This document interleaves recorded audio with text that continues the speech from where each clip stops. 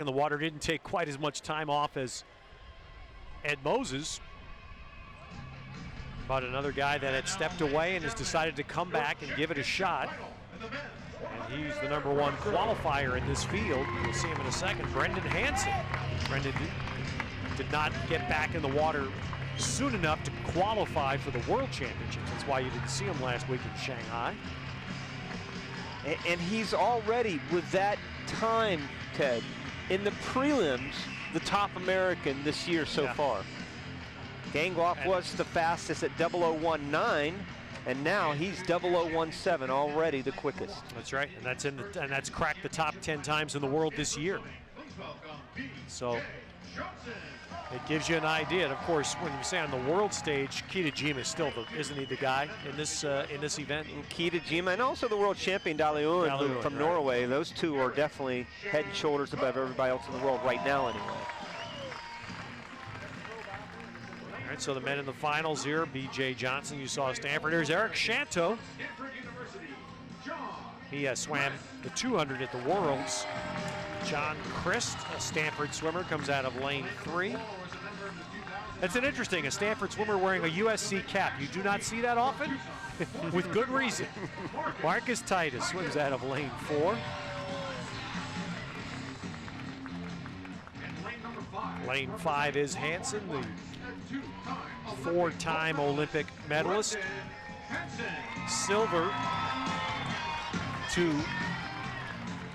Kitajima. Bronze in the 200. Mike Alexandrov in lane 6. Kevin Swander in lane 7, 27-year-old swimmer.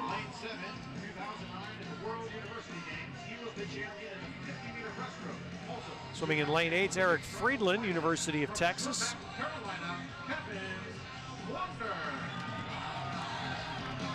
In lane 9 is Kevin Cordes.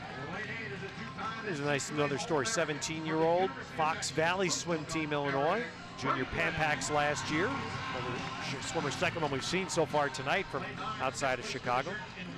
Curtis Lovelace of Stanford in lane 10. Marcus Titus, we've seen him swim before, veteran in lane 4, and he is hearing impaired. So that light is a line next to Marcus Titus's lane 4, his start. A wonderful swimmer, a wonderful young man. I really like this guy, so personable, really just a nice, humble guy. You always will pull for a guy like that. And he has been swimming well. His best time is 00 flat, 0000. And he went 008 in the prelims, not a bad swim. Not a bad swim at all, but Brendan Hansen certainly is going to be a favorite, about over a half a second faster than anybody else in this field. If he gets under a minute, boy, that would just about be icing on the cake as far as his comeback goes, at least for this summer. Well on his way to seeing the old Brendan Hansen. And the United States desperately needs somebody to really have a great leg of the 400 medley relay. I told you at Worlds that I'm a relay guy, and not that we have weak breaststrokers in the United States, but still it's something that Brendan Hansen could really add to the luster of already a wonderful relay. Well, Hansen and Titus putting on a pretty good battle. Look at Marcus Titus. He is really giving Hansen all he can handle right now. Both of them really even right now. Titus came off that wall very well, but Hansen seems to stretch it out just a touch here.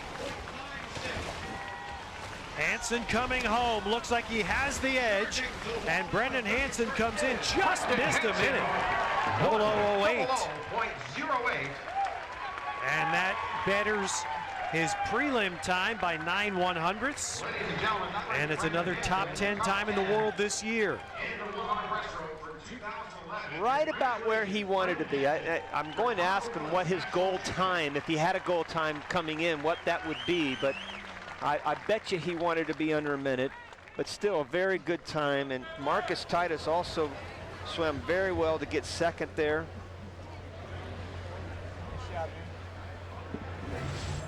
Watch Hansen on the left. Swander actually got second, but Titus swam well. Swander also put on a good race. Hansen right there, got off the blocks well. Now, you know, these are kinds of little things that it's going to take some time to work on. Here's the turn right there as they both come into the wall fairly even there. Titus just fell off just at the end. You see Hansen right there in lane number 5. Titus is underneath him.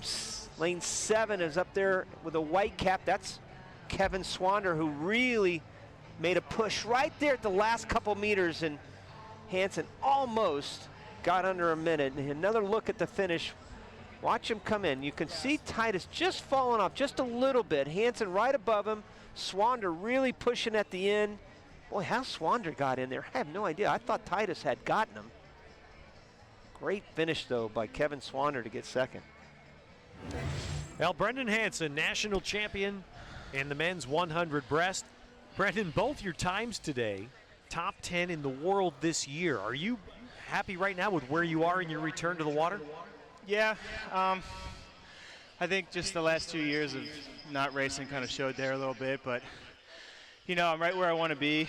I think a lot of people weren't expecting me to be as fast as I was, as soon as I was, but I'm on a mission, and I'm gonna go for it for sure. Well, what do you, Brendan, this is Rowdy, what do you take away from this meet? What do you take away from that race specifically? Well, I think you're always learning something new, and you know, for all those age group swimmers out there, you can realize that no matter how good you are, you're always trying to find ways to get faster. And in that race, you know, it's just kind of a rhythm thing, and didn't feel like I got into my rhythm till probably the 75, and then kind of fell off a little bit. But if you don't focus on what you're trying to focus on and get better, then that race is a waste. But for right now, I'm going to take away from that and just continue to get better and make sure I'm wearing an American flag on the suit next time I swim. Is that your mission, Brendan? Yeah, I don't like watching the World Championships on TV. and I sure as heck don't like Rowdy saying that Kitajima is the best breaststroker ever. Well, I hope you prove me wrong here in about a year, Exactly. buddy. Hey, I appreciate it, guys. You guys do a great job. That's Thanks. a good mission. Thanks, Brendan. Congratulations. Brendan Hansen, the national champion in the men's 100 breast.